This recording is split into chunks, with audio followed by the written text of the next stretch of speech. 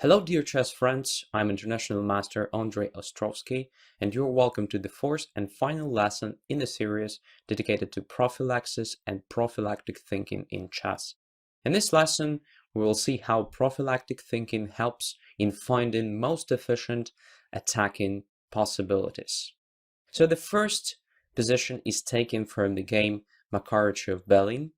We can see that white has very promising situation at the moment because white has more space. White controls the center better than black does. At the same time, we can see that black's pieces are quite passive and not coordinated. White has very dangerous knight on g5 and the bishop on b3. They attack f7 pawn, and as we can see, they control e6 square. So whenever f7 pawn moves, knight jumps to e6 with a great effect. Knight g3 is potentially very active, so it attacks h5 and f5 squares.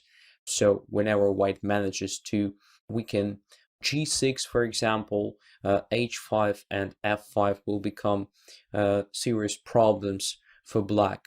So we can see that black's king occupies very vulnerable position. So there is no dark squared bishop to control dark squares around the king.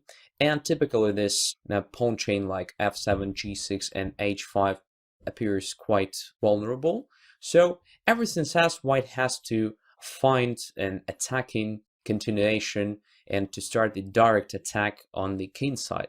But which continuation will be the most efficient? To answer this question, we have to use prophylactic thinking. So what black will do to improve the situation, what black will do to protect the king.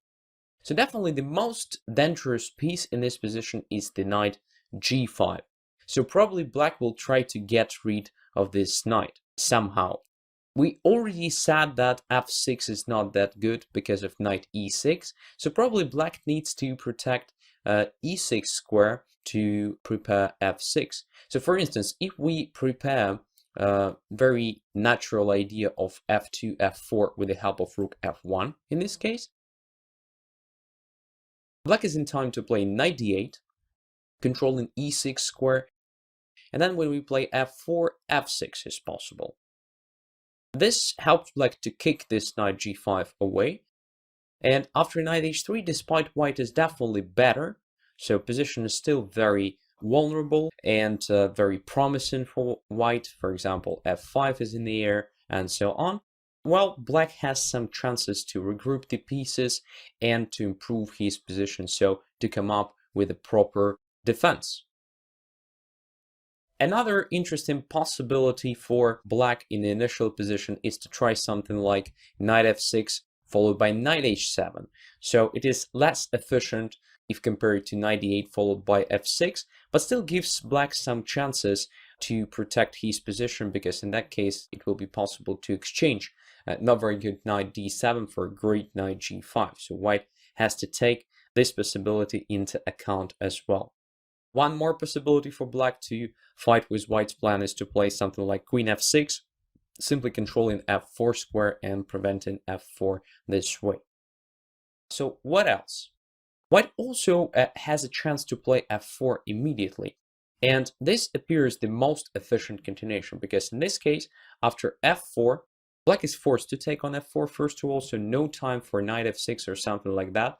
And because white is ready to play f5, with simply crushing attack against the king, so black has to take. And now knight goes to e2, attacking f4, which means pawn f4 inevitably drops. Black has no resources to protect that. For instance, if black plays f3 here, trying to deflect the knight from g5, white simply takes with the pawn, supporting the center, right? So making position in the center even more solid. So in addition to improvement of the knight e2, in the nearest future white has potentially some chances to start pushing pawns like f4, e5, f5 or something like that. But well, after knight f6 with the idea of knight h7, it's better just to improve the knight. Knight goes to f4, and after knight h7, knight jumps to d5 with a great position for white. So whenever queen goes, it's possible to continue with the queen d2, and then gradually white should win the game.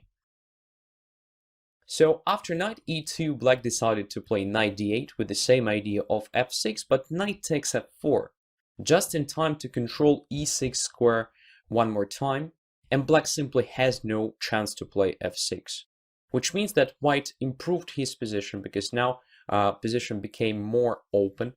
White has a chance to proceed with the attack, and black's pieces are still very passive, and it's not easy to find any sensible way to regroup them to perform the normal defense. So after c6, covering d5 and preventing knight d5 with, by the way, trapping the queen, queen simply went to d3, and in several moves white managed to come up with a decisive attack. So white's plan is to play rook to e2 here to bring another rook to the game, so another rook goes to e1 or to f1, and then sooner or later white just performs this typical breakthrough with the help of e5, and then probably even e6, breaking everything on the way and just attacking the king.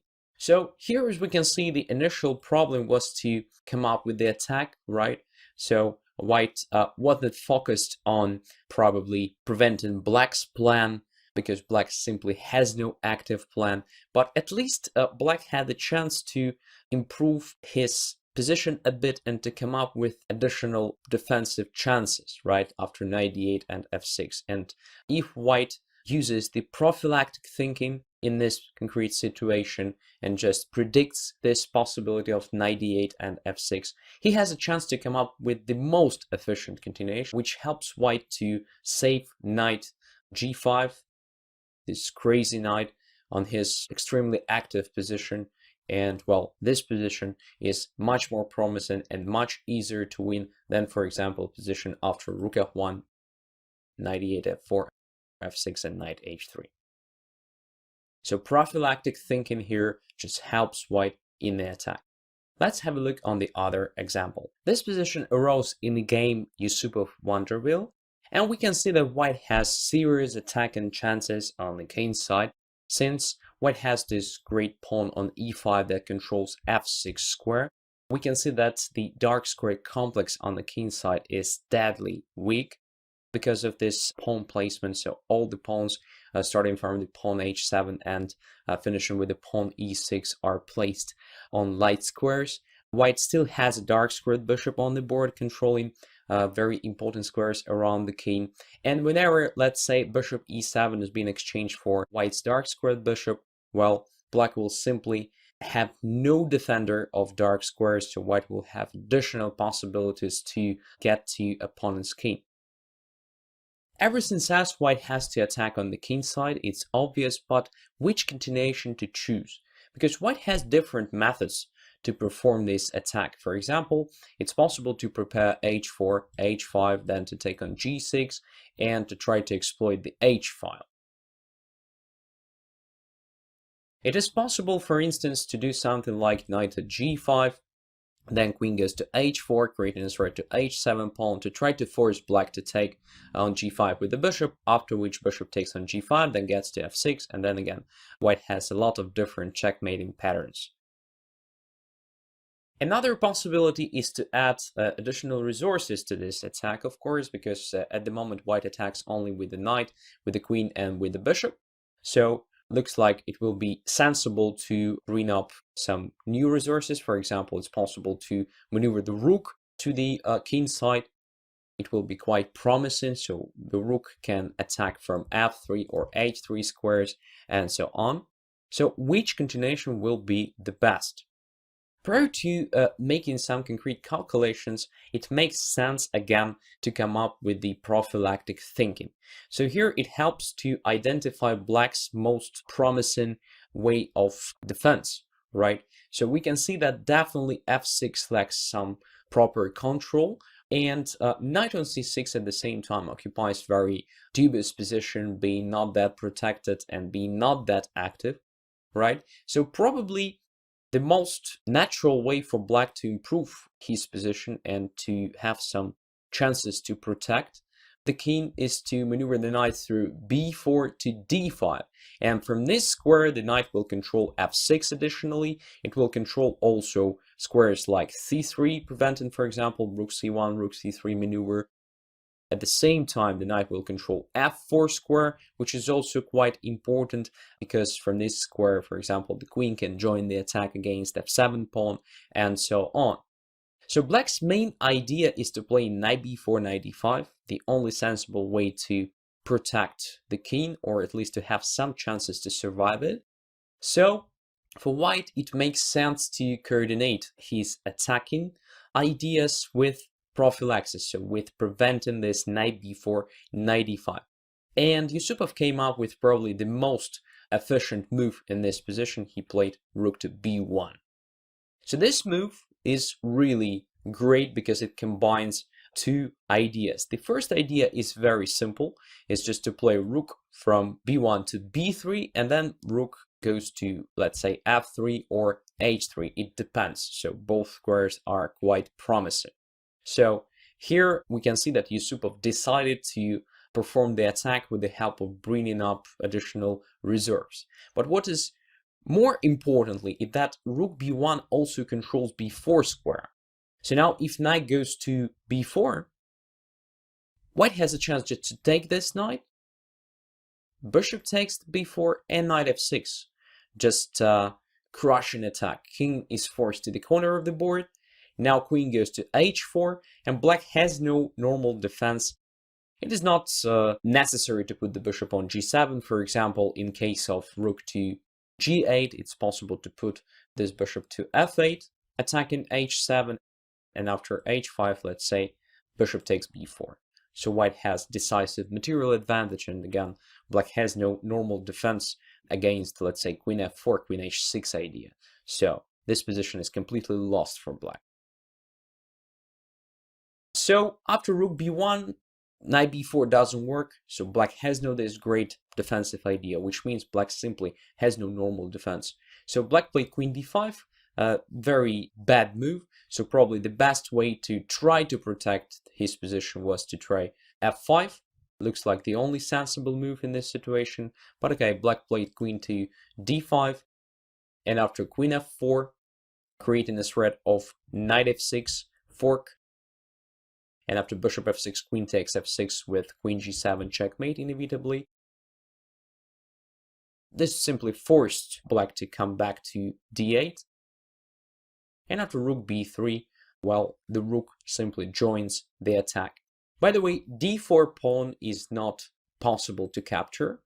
At first glance, it looks like a sensible move because the rook is attacked and knight e2 is a great threat. But rook takes d4. Queen takes d4, knight f6, discovered attack.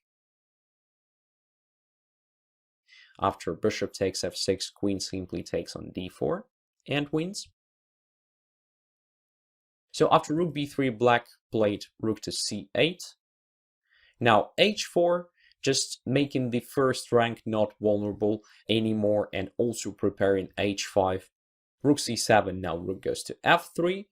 Attacking f7. Whenever a bishop goes away and wherever it goes, knight jumps to f6. So rook f8 looks like the only possibility to protect f7, but then bishop takes f8, queen takes f8, and d5. So white has technically winning position, easily winning position because of the extra exchange, and the attack just continues. Black is lost. So again, as you can see, prophylactic thinking helped Yusupov to find the most efficient attacking continuation, because definitely rook b1 is an attacking move, just intending to occupy third rank and to join the attack. White had a chance to do the same by playing rook to c1, but it is less efficient because in this case it's possible to play knight b4, and let's say after rook c3, knight goes to d5, and black has much better control over f6 square, which means bishop is a much more mobile piece now. So in many cases this bishop can go away, which means, well, black has just much more resources to protect the king. But after rook b1, the move that combines attacking ideas with the prophylaxis, black simply has no normal defense. So the same, but much more efficient, right? So these two examples show that even in positions when you attack, prophylactic thinking helps. So prophylactic thinking is kind of very efficient mindset that helps you in many different situations, including attacking positions. Let's get to conclusion. Prophylaxis is sometimes confused with the passive defense, but that is completely wrong. Prophylactic thinking is a specific mindset that helps a player to foresee and fight opponents' plans. This mindset leads to much more efficient decisions in various situations, since it helps to coordinate own active ideas with preventing opponents' play. Ask yourself a question: what does my opponent want to play, as often as possible, and you will develop a habit of thinking prophylactically. Thanks for your attention. See you next lessons.